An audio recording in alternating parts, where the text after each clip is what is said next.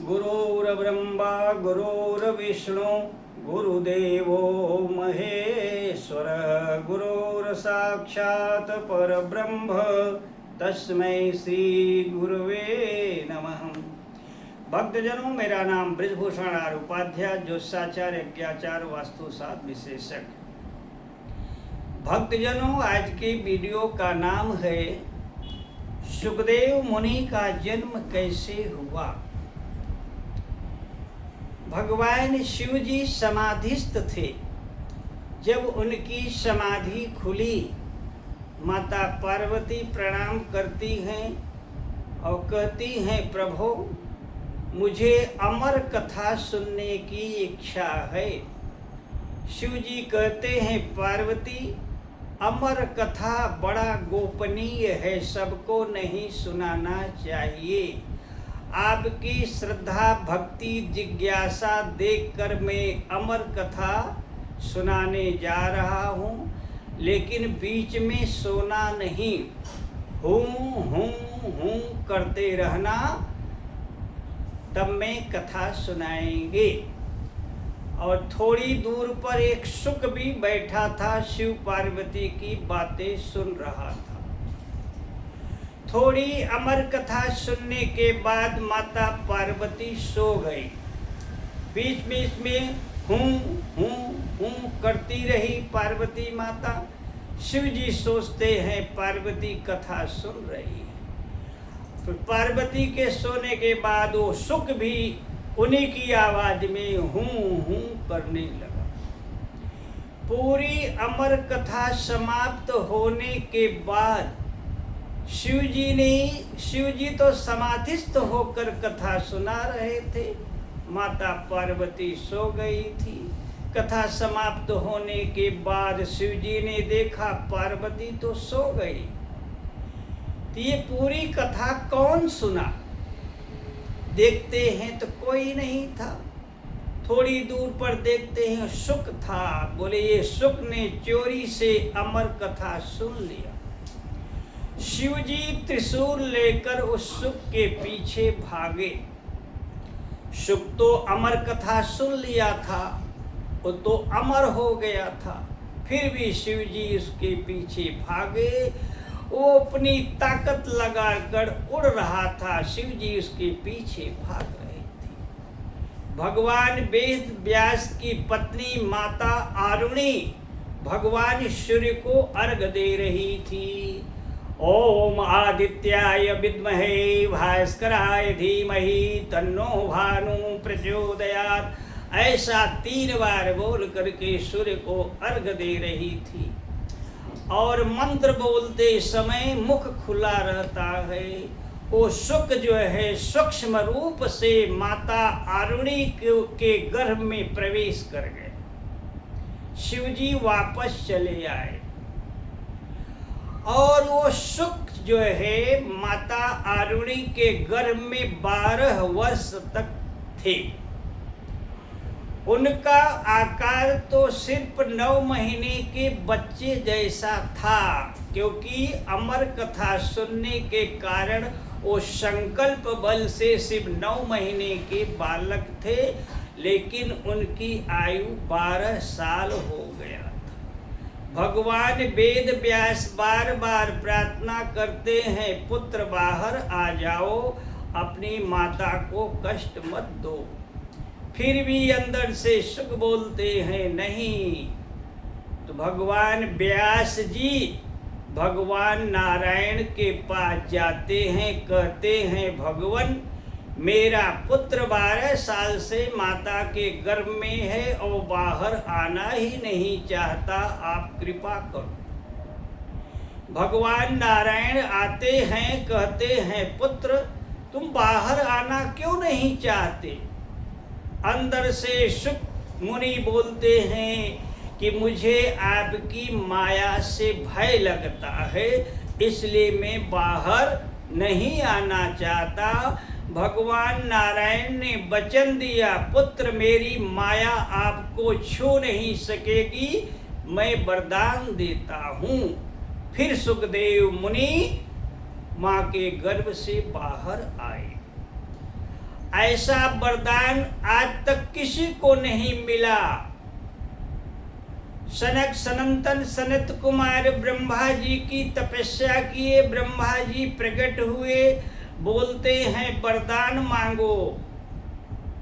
तो सनक सनंदन सनत कुमार कहते हैं मुझे यही वरदान चाहिए, मुझे काम विकार कभी न सताए।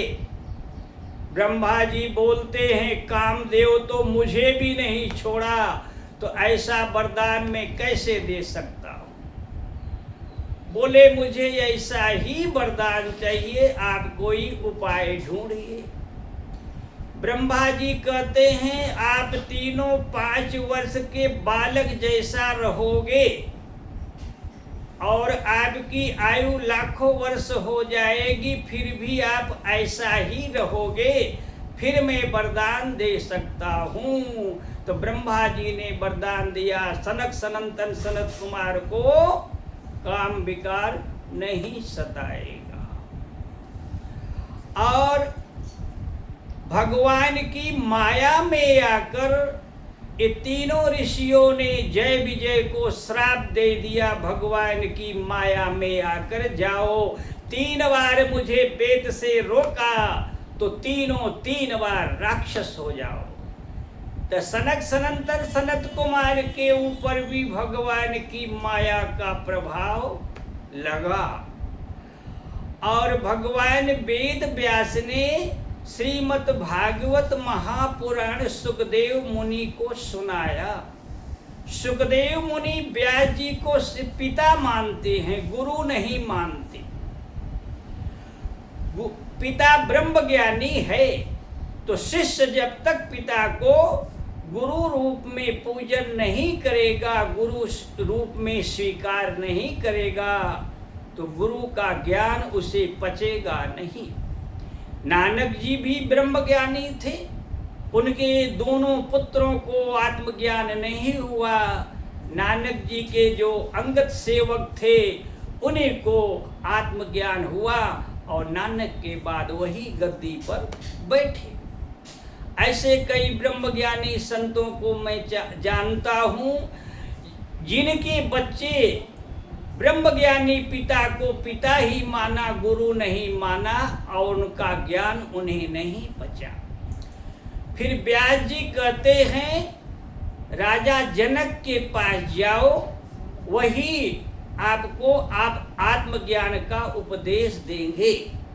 सुखदेव मुनि आत्मज्ञान पाने के लिए राजा जनक के पास आए। सूचना मिली व्यास पुत्र पधारे हैं। राजा जनक ने 1 सप्ताह तक महल के मुख्य द्वार पर रोक दिया। रोज पूछते हैं व्यास नंदन का क्या समाचार है। बोले उनके चेहरे पर कोई शिकायत नहीं, कोई दुख नहीं, वो जैसे आए थे वैसे ही आनंद और प्रसन्न चित्त हैं। 1 हफ्ते के बाद उनको महल में बुलाया। 1000 दासियां उनकी सेवा में लगा दिया और वो कुछ ज्यादा बोलते नहीं थे, जो मिला खा लिया। उनका अधिकांश समय ध्यान समाधि में जाता था। राजा जनक पूछते हैं अभी क्या हाल है व्यास नंदन का। सेवक बताते हैं ये हजारों दासियों के बीच में रह करके उन्हें कोई फर्क नहीं पड़ता, उनका ज्यादा समय ध्यान भजन में लगता है। 15 दिन के बाद फिर राजा जनक ने सुखदेव मुनि को बुलाया और अमर कथा सुनने वाले भगवान नारायण का वरदान है माया छू नहीं सकेगी, ऐसे सुखदेव मुनि को जनक ने थोड़ा सा उपदेश दिया और सुखदेव मुनि को आत्मज्ञान हो गया। जनक और अष्टावक्र पूर्व जन्म में एक ब्रह्मज्ञानी गुरु के शिष्य थे। जनक बड़े गुरु भाई थे, अष्टावक्र छोटे गुरु भाई थे। तो बड़ा गुरु भाई छोटे गुरु भाई को सताता था। एक दिन गुरु ने देख लिया और श्राप दे दिया, जिस छोटे गुरु भाई को सताते हो अगले जन्म में यही गुरु भाई तुम्हें आत्मज्ञान का उपदेश देगा। छोटा गुरु भाई अष्टावक्र बने और बड़ा गुरु भाई राजा जनक हुए। और अष्टावक्र और राजा जनक का जो उपदेश दिया अष्टावक्र ने, उसका एक ग्रंथ बन गया, उसका नाम पड़ा अष्टावक्र गीता।